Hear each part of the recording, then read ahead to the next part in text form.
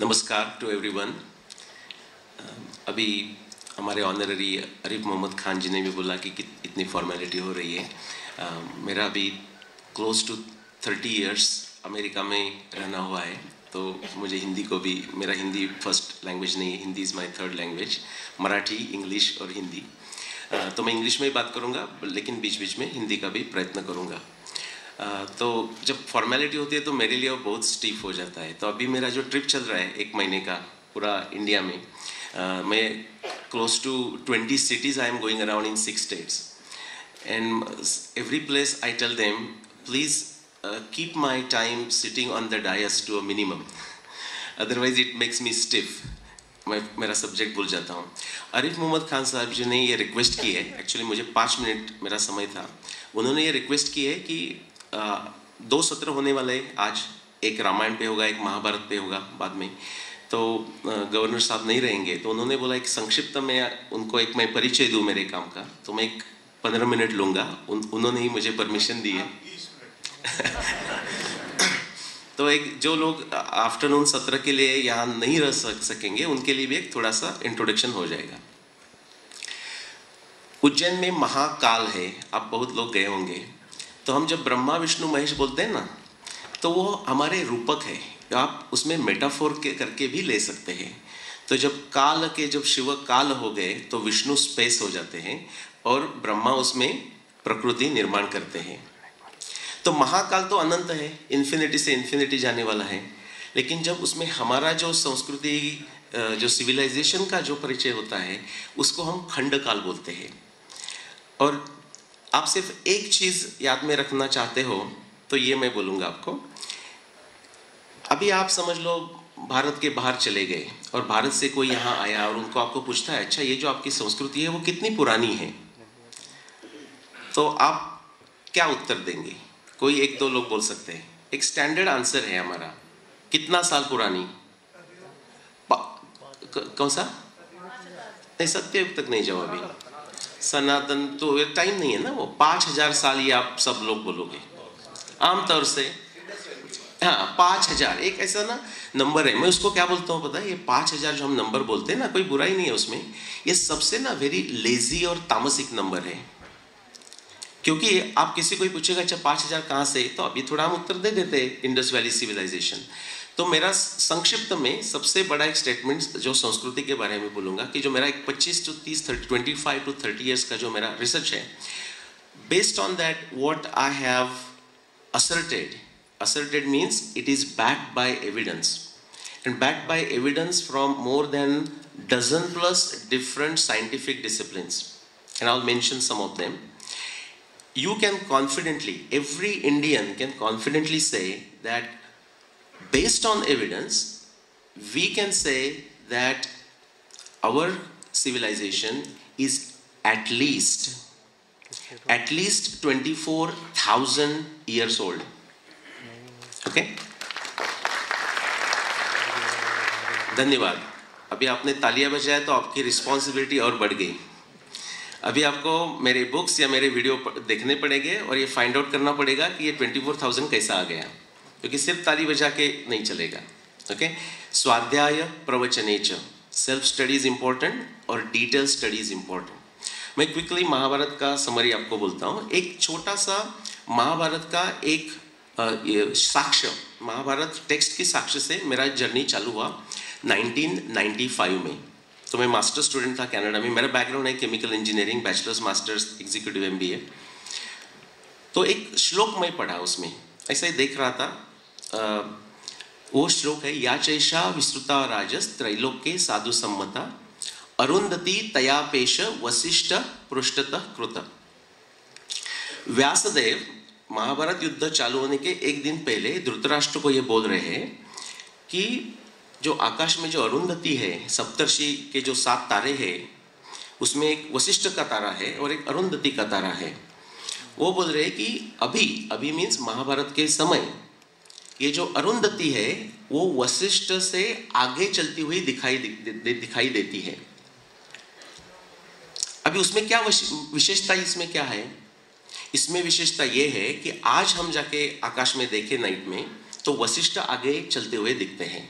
चलते हुए मीनिंग वो नॉर्थ ईस्ट में आएंगे और उत्तर ध्रुव के ऐसा जाके नीचे जाएंगे, लेकिन उसमें वशिष्ठ आगे है, अरुंधति पीछे है। जब मैंने ये पढ़ा, मुझे थोड़ा एस्ट्रोनॉमी का ज्ञान था, तो मैंने सोचा ये वीकेंड पे मैं ये काम कर लूँगा, वीकेंड में मैं ये प्रॉब्लम सॉल्व कर दूंगा। मैं बहुत नाइव था, मुझे वही एक श्लोक का साइंटिफिक ढंग से तात्पर्य निकालने के लिए 15 साल लगे। 1994 से चालू करके 2009 तक तो सिर्फ वही करते नहीं बैठा था, सब काम वगैरह तो कर रहा था। 2009 में जब मैंने ये दिखा दिया, और ये सबसे इम्पोर्टेंट बात है कि पूरा हम लास्ट पीछे कितना भी लंबा चले जाए, लेकिन सिंप्लिसिटी के लिए मैं बोल रहा हूँ चलो 2 लाख, 3 लाख, 5 लाख, 10 लाख, जितना आपको पीछे जाना है चले जाइए। एक ऐसा समय है, सिर्फ एक ही समय है 11,091 BC से लेके, जो कि समझ लो 13,000 साल पहले से, टू 4508 BCE मीनिंग 6,500 ईयर तक। तो बीच में का एक 6,000 ईयर्स का ये समय है। यही एक ऐसा समय है पृथ्वी के हिस्ट्री में कि जब आपको अरुंधति वशिष्ठ के आगे चलते हुए दिखेगी। नाउ हमें तर्कशास्त्र, तंत्र युक्ति और विज्ञान बुद्धि सबको एकत्र लाना है। तो महाभारत में बोला है अरुंधति आगे चल रही है। महाभारत के समय हमारा जो आजकल का जो प्रगत खगोल शास्त्र है, मॉडर्न एस्ट्रोनॉमी और इंडियन एस्ट्रोनॉमी, दोनों ये दिखाते हैं कि ये जो समय है वो एक 6,000 साल का समय 6,500 ईयर्स के पहले का है। इसका मतलब क्या हुआ? इफ वी कंबाइन ट्रायंगुलेट दिस 3, इसका मतलब इफ व्यास जी ने जो बोला है वो सत्य है और हमारा मॉडर्न एस्ट्रोनॉमी को जो एविडेंस है, modern astronomy by the way is the most successful theory of modern science of last 400 years. उससे कोई भी ज्यादा सक्सेसफुल थियरी मॉडर्न साइंस में नहीं है। ये दोनों की साक्ष्य हम एकत्र करें तो हमें समझता है कि महाभारत युद्ध डेफिनेटली लास्ट 6,500 में हुआ नहीं, हुआ है तो उसके पहले हुआ है। उसके बाद मैंने क्या किया, तब तक मैं ज़्यादा उसमें सोचा नहीं था, ये एक अरुंधति को पकड़ के ही 15 साल बिताया। Then I started reading Mahabharata and I extracted every single खगोल शास्त्रीय संदर्भ, every single astronomy observation. And जैसे कि आप जिक्सॉ पजल सॉल्व करते हैं ना, अलग ढंग के पजल रहते हैं, सुडोकू करते हैं। So I try to look at every single piece of evidence, 300 plus, and they all this put together as a jigsaw puzzle points to one specific year. That one specific year is 5561 BCE, 5561 years ख्रिस्त पूर्व। Approximately कितना हो गए? उसमें 2000 साल add करने पड़ेंगे हमारे अभी के, तो 7500 साल से पहले महाभारत हो गई युद्ध। हम एकदम खातरी पूर्वक वैज्ञानिक ढंग से बता सकते हैं। उसके बाद लोगों ने मुझे चला अभी रामायण पे भी कुछ करो, तो रामायण पे मैं तब संशोधन पहले ही पैरेलल में चालू किया था। तो मुझे पता नहीं था, बिकॉज महाभारत तो बहुत बड़ी है, 1,25,000 तक के श्लोक है। वाल्मीकि रामायण तो छोटी है, 24,000 श्लोक की वो ग्रंथ है। मुझे लगा उसमें क्या मिलेगा, मुझे भी पता नहीं। मैं कोई बहुत सारे प्रोफेसर लोगों को पूछा कि आपने किया है क्या, उन्होंने बोला नहीं, हमने थोड़ा ट्राई किया है, उसमें कुछ नहीं है। तो बोला चलो हम प्रयत्न तो करते हैं, पता नहीं। मैं जब वो पढ़ने लगा तो मुझे पहले तो एक समझ लो 100-200 रेफरेंसेस मिल गए, लेकिन आश्चर्य की बात यह है जब मैं बार बार पढ़ने लगा तो I found close to 600 specific astronomy references. Astronomy references means तारों के हो गए, ग्रहों के हो गए, तिथि, moons phases and positions, seasons descriptions, everything that goes into astronomy evidence. Ditto, I use the same evidence, just like Arundhati Vasishta. I found 4 references in Ramayana जो कि एक exactly time बताते हैं। इसके पहले तो डेफिनेटली रामायण हुआ नहीं, इसके बाद डेफिनेटली रामायण हुआ नहीं। और वो सब मैं जिक्सॉ पजल जैसा सॉल्व करके मैंने जो डेट निकाली, रामायण में राम रावण युद्ध की जो डेट आती है वो आती है 12,209 BCE, यानी कि approximately more than 14,000 years ago. Okay, now उसमें से खगोल शास्त्र छोड़ के मैं एक आपको हाइड्रोलॉजी को क्या बोलेंगे, हाइड्रोलॉजी, जियोलॉजी, जो नदी के संबंध का जो विज्ञान है उसके बारे में का एक मैं आपको साक्ष्य बताता हूँ, बिकॉज वो बहुत इंपॉर्टेंट है। इसलिए इंपॉर्टेंट है कि हम बहुत सारे लोग सोचते हैं कि रामायण तो बहुत पुराना है, सोचते हैं ना, 1 लाख साल 2 लाख साल ऐसा भी हम सोचते हैं। रामायण में जब भरत आ रहा है अयोध्या में, तो उसमें डिस्क्रिप्शन सब नदी के डिस्क्रिप्शन आते हैं, सरस्वती के आते हैं, सतलज नदी के डिस्क्रिप्शंस आते हैं। और उसमें सतलज नदी का ये डिस्क्रिप्शन दिया है कि सतलज नदी रामायण के समय में पश्चिम के तरफ मुड़ के बहती है। अभी हमारा जो संशोधन हुआ है आईआईटी कानपुर, बहुत सारे 30+ स्टडीज है, पूरा यूके के है, यूनाइटेड स्टेट्स के रिसर्चर्स ने किए हुए, and I am talking of 50 years of research. उसमें से अभी ये सिद्ध हुआ है, अभी 2017 का आईआईटी कानपुर और यूके का प्रोफेसर्स का पेपर है कि जो सतलज नदी जो पश्चिम में मुड़ के, अभी पंजाब के लोग होंगे तो पंजाब में रोपर और रूपनगर, वहाँ एकदम वो पश्चिम में टर्न लेती है। वो जो पश्चिम में टर्न लेके जो मुड़ने लगी, जैसा कि रामायण में डिस्क्राइब किया है, दैट स्टार्टेड इन 13,000 BC, 15,000 साल। तो अगेन फिर हमें ट्रायंगुलेशन करना है सिर्फ उसके ऊपर ही। मैंने तो जो 12,209 बताया वो तो एस्ट्रोनॉमी से बताया वाल्मीकि रामायण के, लेकिन जो सतलज नदी है, जो उसको पश्चिम में मुड़ के बहने वाली नदी का डिस्क्रिप्शन किया है, वो सिर्फ लास्ट 15,000 साल में ही आपको मिलती है, उसके पहले नहीं मिलती। उसके पहले वो स्ट्रेट नीचे आके सरस्वती को मिलती थी, और सरस्वती इतनी बड़ी थी, अभी जो आप स्टडी देखोगे तो आपको पता चलेगा, सब जगह नहीं, कोई कोई जगह सरस्वती का जो पात्र है वो 22 किलोमीटर।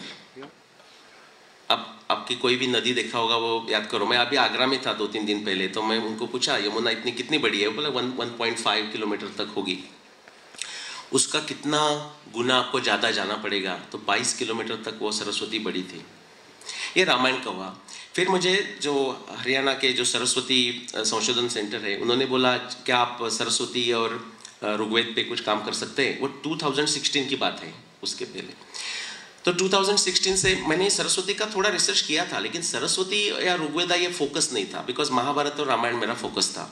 लेकिन महाभारत और रामायण दोनों में सरस्वती के वर्णन आते हैं, बहुत सारे वर्णन आते हैं। महाभारत में 200 से ज़्यादा सरस्वती के डिस्क्रिप्शन है, और रामायण में 1-2-4 है। ओके, तो ये मैं जब उसको संशोधन करने लगा, तो ऋग्वेद में मुझे तो एस्ट्रोनॉमी आती है, तो मैं ऋग्वेद में चला गया एस्ट्रोनॉमी रेफरेंसेस देखने।